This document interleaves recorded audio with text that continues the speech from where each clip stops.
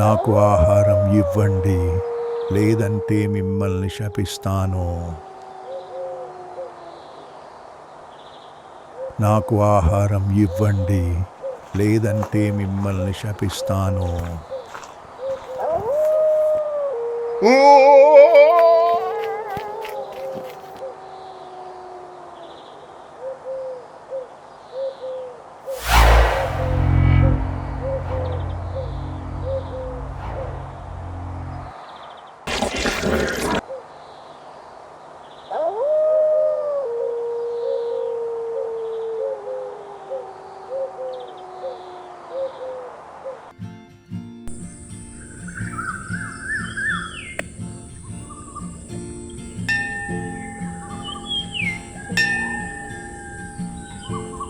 అందరికీ శుభోదయం.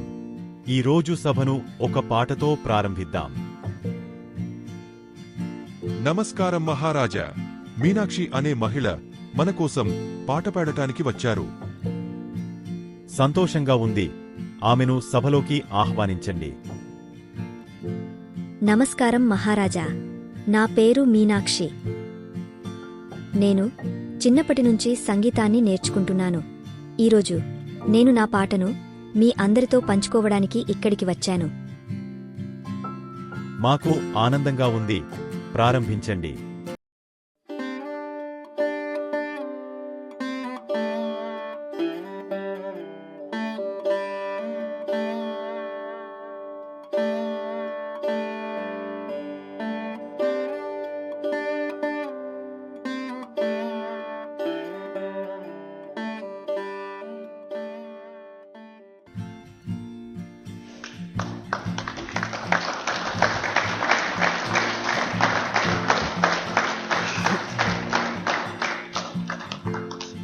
నీ స్వరం యమునా నదిలా మైమరపింపజేసింది.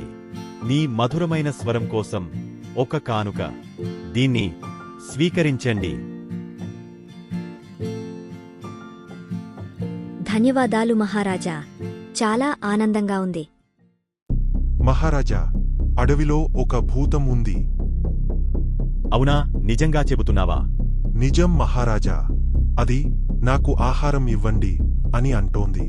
రామా, తాతాచార్య, వెళ్ళి ఈ విషయాన్ని తెలుసుకోండి. రేపు ఉదయానికల్లా నాకు పరిష్కారం కావాలి. తప్పకుండా మహారాజా. మేము దీనికి సమాధానం వెతుకుతాం.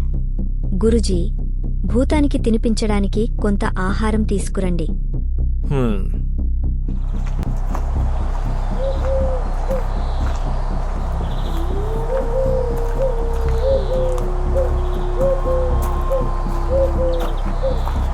రామా, ఆ శబ్దమేంటి?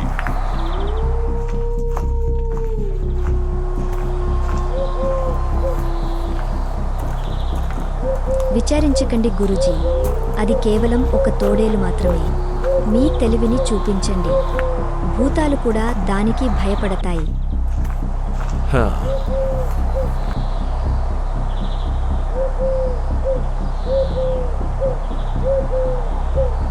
ఇదే ఆ చోటు. నేను పూజ మొదలు పెడతాను. నాకు ఆహారం ఇవ్వండి, లేదంటే మిమ్మల్ని శపిస్తాను.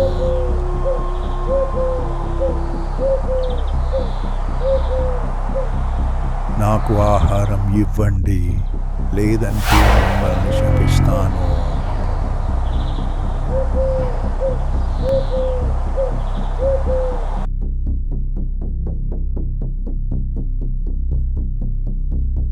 రామా, సమస్యకు పరిష్కారం దొరికిందా? అవును మహారాజా, మేము ఆ భూతాన్ని కనిపెట్టాం. మేము కొంత ఆహారం అక్కడ ఉంచి ఎవరు వచ్చి తింటారో చూడటానికి చెట్టు వెనక దాక్కున్నాం. అప్పుడు ఈ వ్యక్తి వచ్చాడు. మేము అతన్ని పట్టుకున్నాం. మహారాజా, అది భూతం కాదు. కేవలం బతకడానికి ప్రయత్నిస్తున్న ఒక ఆకలితో ఉన్న మనిషి. సహాయమెందుకు అడగలేదు? మహారాజా, నాకు కష్టంగా అనిపించింది. ఎవరూ నాకు పని ఇవ్వలేదు. అందుకే నేను ఇలా చేశాను. మహారాజా, అతను నన్ను నిజమైన భూతం కంటే ఎక్కువ భయపెట్టాడు. అతని నటన కోసం పురస్కారం దక్కాలి.